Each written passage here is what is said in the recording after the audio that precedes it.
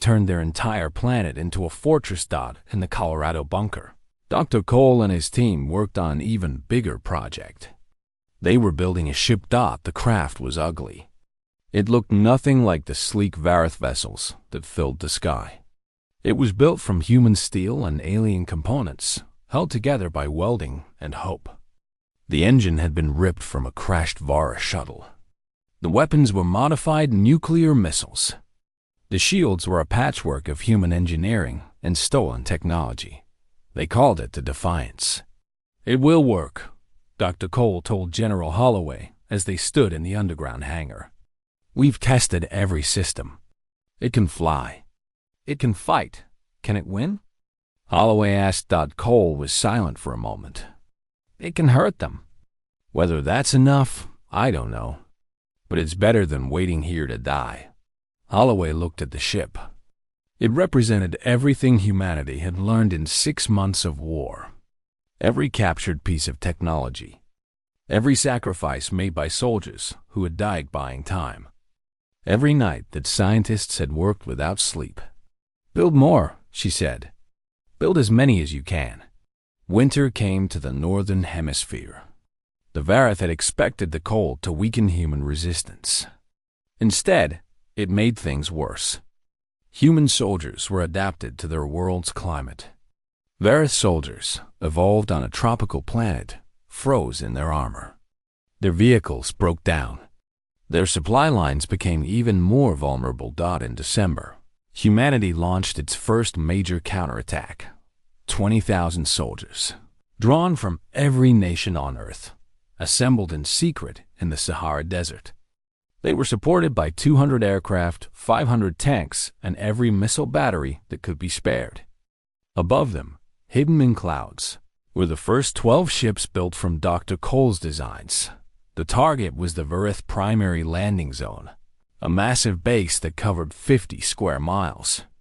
It held 300,000 enemy soldiers and served as the main supply depot for the entire invasion force. At dawn, the attack began. The human ships hit first, diving out of the clouds with weapons blazing. Varith shields flickered and died under the frequency disruptors. Explosions ripped through alien warships that had never expected to face enemies in the sky. Then the ground forces advanced. Greg Patterson was there, leading a company of fighters who had come all the way from Kansas. Kate Sullivan had left her submarine to coordinate naval missile strikes. Scientists from the Colorado bunker directed the MA attacks that kept the Varith shields down. The battle lasted 9 hours. Human losses were terrible. 8 of the 12 ships were destroyed. Thousands of soldiers died on the desert sand. But when the sun set, the Varith base was burning. 3 alien cruisers lay in pieces across the desert. 50,000 Varith soldiers were dead. The rest were retreating, calling desperately for evacuation. Admiral Kethrel watched from orbit as his forces fled. He saw human soldiers standing among the wreckage, their primitive flags flying over the ruins of his base. He saw the ships they had built from stolen technology, battered but still fighting. For the first time in his long life, he felt fear. He had come to Earth expecting to conquer animals. Instead, he had awakened something far more dangerous. These creatures learned too fast. They adapted too quickly. They refused to accept defeat. Kethrel looked at the reports from the battle. Humans had attacked, knowing they would die. They had thrown themselves at superior forces without hesitation. They had fought not because they thought they could win, but because surrender was simply not in their nature. What are these things? He whispered to himself. No one answered. But deep in his heart, Admiral Kethrel already knew the truth. He had made a terrible mistake. By the second year of the war, humanity had done something that should have been impossible. They had built a fleet. 147 ships rose from hidden shipyards around the world. They came from underwater bases in the Pacific, underground hangars in the Andes, and secret factories beneath the Siberian ice. Each ship was a miracle of desperation. built from captured alien technology and human determination. They were not beautiful ships. Their hulls were rough steel instead of smooth alien metal. Their weapons were bolted on wherever they would fit. Their engines made sounds that no engineer would approve of. But they flew. They fought. And they carried crews who had nothing left to lose. Captain Daniel Hayes stood on the bridge of the Defiance, the first ship ever built, now scarred by a dozen battles. He was 34 years old. Before the war, he had been a commercial airline pilot who dreamed of flying in space. The invasion had granted his wish in the worst possible way. His first officer, Lieutenant Commander Samantha Price, stood beside him. She was 31, a former Air Force pilot whose entire family had died in the bombing of Chicago. She never talked about it. She never needed to. Everyone on the ship had lost someone. "Fleet is in position," Sam reported. 147 ships ready for jump. Daniel looked at the view screen. Earth hung in the darkness behind them, blue and green and white, the most beautiful thing he had ever seen. Vareth ships still orbited the planet, but there were fewer now. The invasion had stalled. The enemy was bleeding, but defense was not enough. As long as the Vareth could retreat to their bases beyond Earth, they could rebuild and return. Humanity needed to take the fight to them. Their target was Proxy Station, a Vareth supply base 4 light-years from Earth. It was heavily defended by 40 warships and thousands of soldiers. Destroying it would cut off the invasion force from reinforcements. It would prove that humanity was no longer prey. "All ships," Daniel said into the fleet communication channel. "This is Captain Hayes. 2 years ago, these creatures came to our home. They burned our cities. They killed our families. They thought we would break." He paused, looking at the faces of his crew. They were tired. They were scared. But not one of them looked away. Today, we prove them wrong. Today, we take the war to them. For Earth, for everyone we've lost. Let's show these bastards what humanity can do. The fleet jumped faster than light travel was still strange to human crews. The universe seemed to fold in on itself, colors bending in ways that hurt the eyes. Then, suddenly, they were somewhere else. Proxima Station hung against the stars, a massive structure of metal and light. Around it, 40 Vareth warships moved into defensive positions. They had not expected this. No species they had conquered had ever attacked them in their own territory. "All ships, engage," Daniel ordered. The Battle of Proxima Station began. Human ships were outnumbered and outgunned. Vareth cruisers were 3 times larger than anything humanity had built. Their weapons could cut through steel like paper. Their shields could withstand nuclear explosions, but humans had learned. The fleet split into attack groups, coming at the station from multiple directions. They used hit-and-run tactics, striking weak points and retreating before the enemy could respond. They targeted shield generators and engine systems, crippling ships instead of trying to destroy them outright. The Defiance led the assault on the station itself. Daniel pushed his ship through walls of enemy fire, dodging and weaving while his gunners fired everything they had. "Shields at 40%, Sam reported. "Hull breaches on decks 3 and 7. "Keep going," Daniel replied. "We're almost there." A Vareth cruiser moved to block their path. It was massive, 10 times the size of the Defiance, its weapons charging for a killing blow. "Can we go around?" Daniel asked. "Negative. It's too fast." Daniel made a decision in less than a second. "All hands, prepare for impact. We're going through." The Defiance accelerated to maximum speed and flew straight at the enemy cruiser. At the last moment, Daniel activated the frequency disruptor. The Vareth shields flickered and died. The Defiance slammed into the cruiser's hull. Metal screamed. Systems failed. Half the crew was thrown from their stations. But the human ship punched through the enemy vessel, like a bullet through flesh. Emerging from the other side, and a shower of debris stopped behind them. The Vareth cruiser exploded. "Damage report," Daniel said, pulling himself back into his chair. "We've lost main weapons. Shields are gone. Engine 2 is offline." Sam was bleeding from a cut on her forehead. "But we're still flying." "Good enough. Continue to target." The Defiance limped toward the station's main shield generator.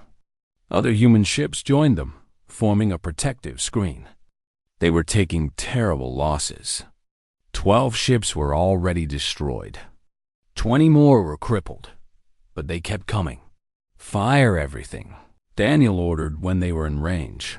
Missiles and railgun rounds slammed into the station's shield generator. The explosion was visible from orbit around the nearest planet.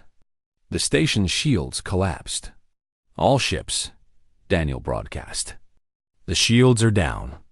Hit them with everything you have." The human fleet unleashed hell. When it was over, Proxima Station was a ruin. 23 Vareth warships had been destroyed. The rest had fled. Humanity had suffered grievous losses. 52 ships were gone. Thousands of people had died, but they had won. Admiral Kethril received the news on his command ship above Earth. He read the report 3 times, unable to believe what he was seeing. These primitives, these creatures who had barely reached their own moon 2 years ago, had crossed 4 light years of space and destroyed one of the most heavily defended bases in the Dominion. His communication officer approached nervously. "Admiral, we are receiving a transmission from the enemy fleet. Put it through." Captain Hayes appeared on the screen. His face was bruised. His uniform was torn. Behind him, his bridge was filled with smoke and sparks. But he was smiling. "Admiral Kethril," Daniel said, "this is the human fleet. We just destroyed your station. We killed your ships. And we're coming for you next." He leaned closer to the camera. "You should have left Earth alone." The transmission ended. Admiral Kethril sat in silence for a long time. Then he began writing a message to the Galactic Council. For the first time in 8,000 years, the Vareth Dominion was requesting permission to retreat. The hunters had become the hunted. 3 years after the first Vareth ship appeared above Earth, a human fleet jumped into the home system of the Galactic Council. 200 warships emerged from faster-than-light travel, their weapons charged and their crews ready for battle. They were no longer the ugly patchwork vessels of the early war. These ships were built with purpose, their designs refined through 3 years of constant fighting. They were painted black, with the blue and green symbol of United Earth on their hulls. The Council's home system had never seen a hostile fleet. For 12,000 years, no species had dared to challenge the rulers of the galaxy in their own territory. Defense satellites powered up for the first time in millennia. Ancient warships that had not moved in centuries began activating their systems. But they were too slow, too old, too confident in power that had never been tested. The human fleet did not attack. Instead, they took position in high orbit above the Council's capital world and waited. Their message was clear. "We could destroy you, but we choose to talk." The Council had no choice but to listen. Ambassador Ryan Carter walked through the halls of the Council station, flanked by 2 Marine guards. He was 53 years old, a former high school history teacher from Ohio. Before the war, he had spent his days teaching teenagers about ancient civilizations and world conflicts. Now he was about to speak for all of humanity. Behind him walked General Patricia Holloway, her gray hair now completely white, her body carrying the scars of 100 battles. Beside her was Captain Daniel Hayes, who had survived the destruction of 3 ships, only to take command of a 4th, then a 5th. These 3 humans represented everything their species had endured and everything they had become. The Council chamber was vast, larger than any building on Earth. The 7 counselors sat in their tall chairs, looking down at the humans like gods examining insects. These beings had ruled the galaxy since before humans had learned to use fire. They had destroyed civilizations on a whim. They had never, in all their history, been afraid. They were afraid now. Ryan stopped in the center of the chamber and looked up at the ancient faces. He took a moment to study each one. The gray-skinned Morthon, who had ordered Earth's subjugation. The insect-like Vreth, who had supplied weapons to the invasion. The ethereal Sylvan, who had watched billions die without lifting a finger to help. He felt no hatred. Hatred was too small an emotion for what had happened. He felt something colder, something more dangerous. "You attacked Earth," Ryan said simply. The words hung in the air. The counselors stared at him, frozen, as if they could not believe a human would speak to them this way. For 12,000 years, lesser species had knelt before them, begged for mercy, pleaded for their lives. This human did none of those things. He stood straight and looked them in the eyes. 3 years ago, Ryan continued, you sent the Vareth Dominion to conquer our world. You thought we were primitive, weak, just another species to be harvested for resources and labor. He paused, letting the silence stretch. You were wrong. Counselor Vethan leaned forward, his ancient face unreadable. You have fought well, human. We acknowledge this. But you stand in our chamber with 200 ships. We have thousands. Whatever you have accomplished, it ends here. Ryan smiled. It was not a pleasant smile, does it? Check your sensor readings, Counselor. Look at what's happening in the Vareth home system. A holographic display flickered to life above the chamber floor. It showed the Vareth home world, surrounded by debris that had once been warships. Human vessels moved through the wreckage, hunting down the last survivors. The Vareth Dominion, which had conquered 1,000 worlds, was being systematically destroyed. The Vareth are finished, Ryan said. Their fleet is gone. Their leadership is dead. Their empire is falling apart as we speak, all because they made the mistake of attacking our home. The counselors exchanged glances. Some of them were beginning to understand. Now let me tell you about humanity, Ryan continued. We are a species born in conflict. We have been fighting each other since we first learned to pick up rocks and throw them. Every generation of our history has known war. Every child grows up learning about the battles their ancestors fought. He began to walk slowly around the chamber, his voice echoing off the ancient walls. We have survived ice ages and plagues. We have survived floods and famines and fire. Every time something tried to destroy us, we adapted. We overcame. We came back stronger. He stopped and faced the council directly. You killed 40 million of our people in the first wave of the invasion. By the end, nearly 1 billion had died. Cities that had stood for thousands of years were reduced to ash. Families were torn apart. Children grew up as orphans. His voice hardened, and it only made us angrier. General Holloway stepped forward. Every species you have conquered before accepted their fate. They saw your technology and your power, and they gave up hope. But humanity does not give up. We do not know how to surrender. You can beat us down, burn our cities, kill our people, and we will get back up. Every single time. Captain Hayes spoke next. I have lost 4 ships in this war. Every time, I watched my crew die around me. Every time, I found another ship and went back to fight. Because that is what humans do. We do not stop. We do not quit. We keep going until we win or until there is no one left. Ryan nodded to both of them, then turned back to the council. You have 2 choices, he said. The first choice is war. You can try to destroy us, the way you have destroyed so many others. But I promise you, it will not be easy. We have learned your technology. We have studied your tactics. We have built a fleet that can challenge anything in this galaxy. And we have something you will never have. What is that? Counselor Vethan asked. The absolute certainty that we will never, ever stop fighting. We will keep coming, generation after generation, war after war, until either we win or the last human being draws their final breath. That is not a threat, Counselor. That is simply who we are. The chamber was silent. Your second choice, Ryan continued, is peace. You welcome humanity into this council as equals. We share knowledge, trade, and exploration.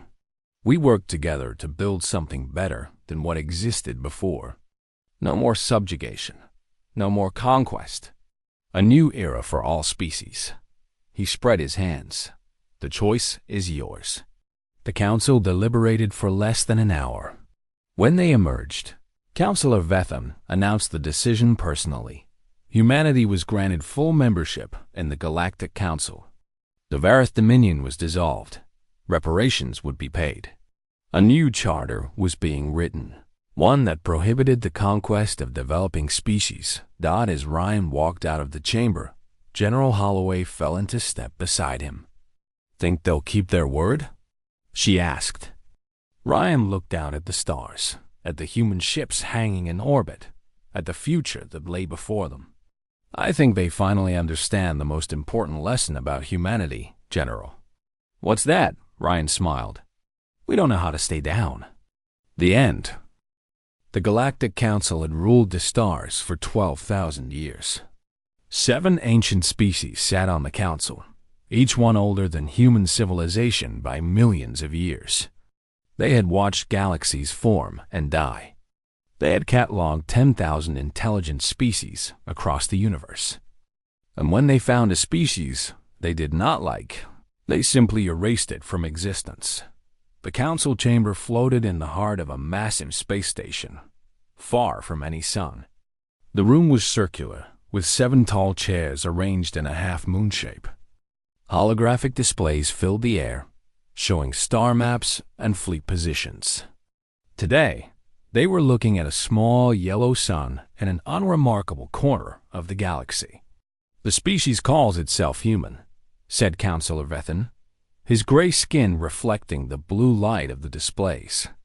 He was the eldest of the Morthon, a species that had conquered their first world when Earth was still a ball of molten rock. They live on the 3rd planet from their sun. They have existed for approximately 300,000 years. And their technology? Asked another counselor, her voice like wind through dead leaves. Primitive, Vetham replied. They have sent a few small vessels to their moon. They have basic nuclear capability. They spend most of their time fighting each other over land, resources, and ideas. They have no unified government. Our initial assessment classifies them as a Category 2 species. No threat to galactic stability. The counselors made sounds of agreement. A Category 2 species was barely worth discussing.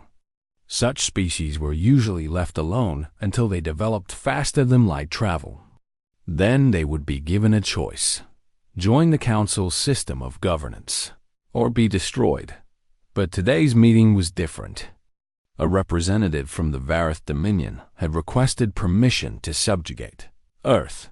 The Vareth were the council's military arm, a warrior species that had crushed rebellions and conquered planets for 8,000 years. When the council needed something destroyed, they called the VARETH. Admiral Kethril stood before the council, his scaled body covered in ceremonial armor. His species had evolved from predators, and even after millennia of civilization, they still looked like monsters from human nightmares.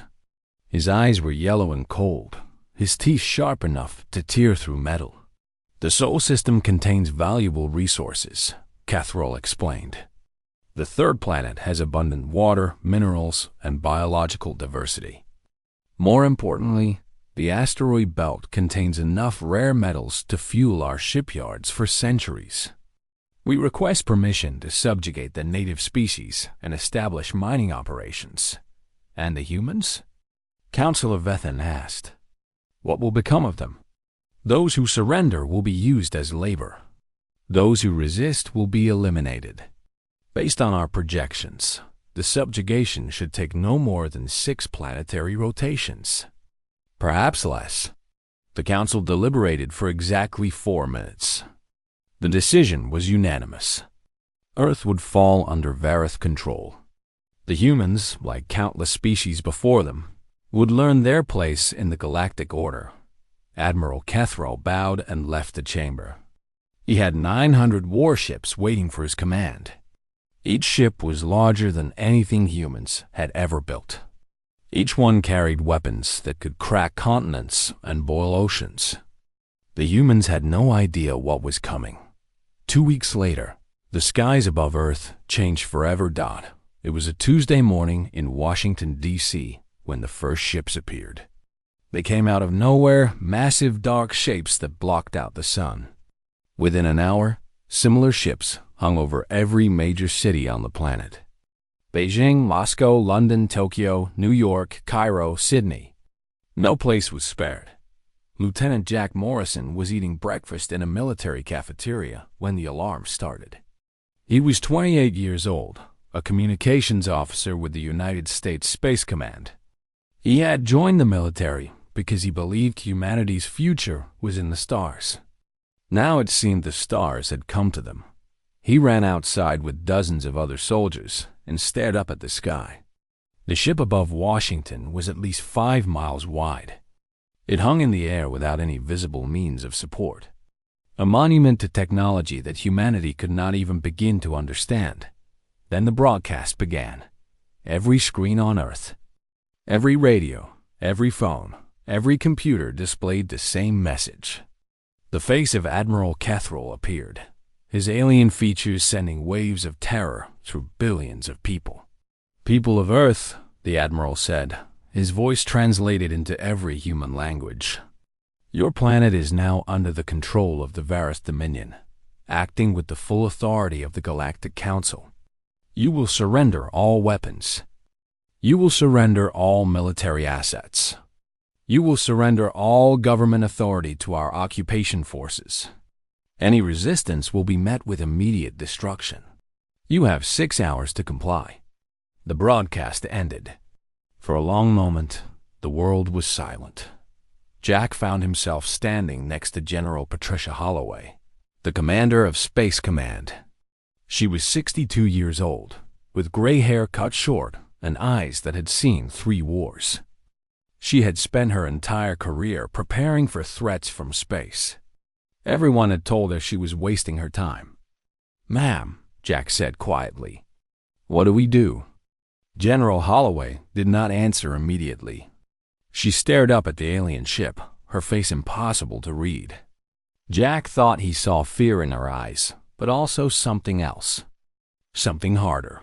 Finally, she turned and walked back toward the command center. Jack followed her. Inside, chaos reigned. Officers were shouting into phones. Screens showed news footage of panic in the streets. The president was being evacuated. World leaders were trying to communicate with each other, but no one knew what to say. General Holloway walked to a communications console and picked up a red phone. This was the line that connected directly to every major military commander in the world. American, Russian, Chinese, European. All of them were listening. "This is General Patricia Holloway, United States Space Command," she said. Her voice was calm and clear. "I am declaring a global emergency under the United Nations Charter. All military forces are hereby requested to establish joint command. We are no longer Americans or Russians or Chinese. As of this moment, we are humanity. And we are at war." She paused, and when she spoke again, her voice was iron. "Get me, everyone. Right now." Within 6 hours, the Vareth deadline passed. Earth did not surrender. Admiral Kethro, watching from his command ship, gave the order to begin the invasion. He expected the whole thing to be over within a week. He had no idea what he had just started. The Vareth had conquered 1,000 worlds. They had defeated species with technology far beyond humanity's simple rockets and nuclear weapons. They had crushed empires that spanned entire star systems. In their entire history, no subjugation campaign had ever failed. Admiral Catherall expected Earth to be the easiest conquest of his career. The first ground forces landed in 12 locations around the world. Each landing zone held 10,000 Varus soldiers, heavily armed and protected by energy shields that could stop any human weapon. Or so they believed. In Kansas, a farming community watched the alien dropships descend into the wheat fields. The ships were the size of football stadiums, black and angular against the blue morning sky. When they landed, the ground shook for miles. Greg Patterson stood on his porch and watched the aliens march out of their ships. He was 54 years old. His family had worked this land for 5 generations. He had fought in 2 wars for his country and had the scars to prove it. His wife Linda stood beside him, holding the hunting rifle that had belonged to his grandfather. "What are you going to do?" she asked. Greg took the rifle from her hands and checked the ammunition. "Same thing my daddy did in Vietnam," he said. "Same thing his daddy did in France. I'm going to fight." That night, a Varus patrol of 20 soldiers marched through the wheat fields. They were looking for human military bases, communication centers, anything that might organize resistance. They found nothing but empty farms and silent roads. They never saw Greg Patterson and his 17 neighbors hiding in the irrigation ditches. The first shot took the patrol leader through the eye. The Varus had shields that could stop laser fire and plasma bursts, but they had never encountered something as primitive as a lead bullet moving at 3,000 feet per second. The shields were not calibrated for such ancient weapons. 12 Varus soldiers died in the first 10 seconds. The rest tried to return fire, but their targets had already vanished into the darkness. The wheat field swallowed the humans like water swallowing stones. By morning, the entire patrol was dead. Their weapons were gone. Their communication devices were destroyed. And written in the dirt beside their bodies was a single word in English: "Welcome." This scene repeated itself across the world. In Vietnam, farmers who still remembered the American War taught their grandchildren how to build tunnels and set traps. In Afghanistan, men who had fought the Soviets and then the Americans now turned their expertise against a new invader. In Ukraine, soldiers who had been fighting for years simply found a new enemy to kill. The Varus had never seen anything like it. Every species they had conquered before had either surrendered immediately or fought in organized military formations that could be easily destroyed. But humans did not fight like that. They fought from shadows. They attacked and disappeared. They used weapons made from farming equipment and household chemicals. They turned their own cities into death traps, filled with hidden explosives and ambush points. In the first month, the Varus lost 6,000 soldiers to what they began calling ghost attacks.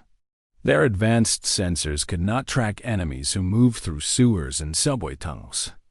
Their orbital weapons could not hit targets that hid among civilian populations. Admiral Catherall demanded answers from his intelligence officers. They had none to give. While the guerrilla war raged on the surface, something else was happening in secret. Deep beneath a mountain in Colorado, the world's greatest scientists had gathered. American physicists worked beside Russian engineers. Chinese chemists shared notes with German biologists.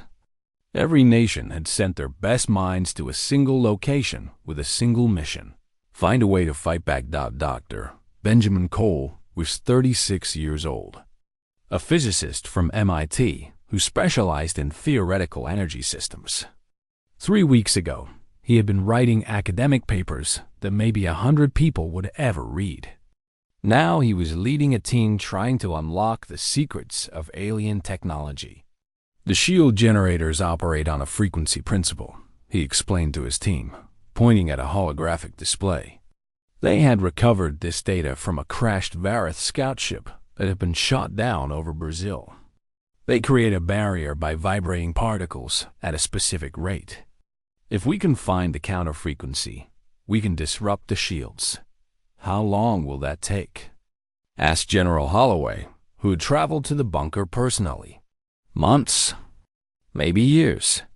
We're trying to understand technology that's thousands of years ahead of us. You have weeks, Holloway replied. Make it work. They worked around the clock. Scientists slept in their labs, ate at their desks, and pushed themselves beyond all limits. When one team hit a dead end, another picked up the work. There was no competition, no national pride, no academic rivalry. There was only the desperate need to survive. 3 months into the invasion, Dr. Cole's team made their first breakthrough. They discovered that Varith's shields had a weakness. The same frequency that powered them could be disrupted by a specific electromagnetic pulse. The pulse would only work for a few seconds, but that was enough. We can punch through, Cole announced to a room full of exhausted scientists and military officers. For about 3 seconds, human weapons can hit them. General Holloway smiled for the first time since the invasion began. 3 seconds is all we need. The news spread through resistance networks around the world. For the first time, humanity had hope. In Kansas, Greg Patterson received the information through a coded radio broadcast. He gathered his neighbors, now a fighting force of over 200 people, and explained the plan. We hit them at dawn, he said. New rules. New game. The next morning, a Varith 4 base in Kansas came under coordinated attack. Homemade M8 devices, built from car batteries and copper wire, disrupted the alien shields for exactly 2.7 seconds. In that window, rocket-propelled grenades and hunting rifles cut through armor that had stopped plasma fire. 43 Varith soldiers died before they understood what was happening. The humans vanished before reinforcements could arrive. Admiral Kethrol received the report on his command ship. For the first time in his 200 years of service, his hands trembled. He sent a message to the Galactic Council, requesting reinforcements. The Council's response came back within hours. The Varith Dominion is expected to handle primitive species without assistance. Failure is not acceptable.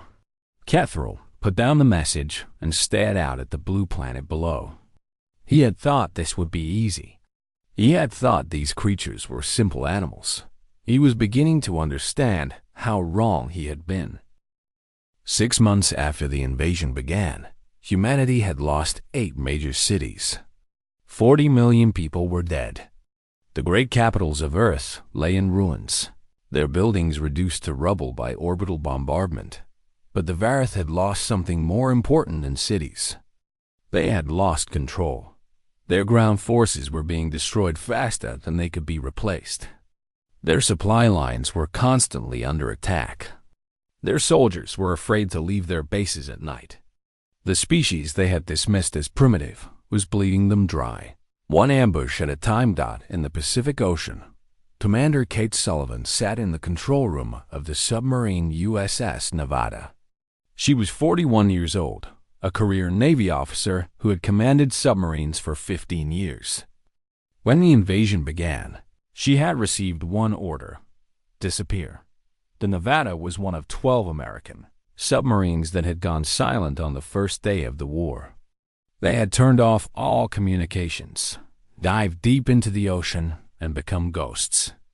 The Varith had sensors that could track ships in space from light years away, but they had never developed technology to see through Earth's oceans. They had never needed to.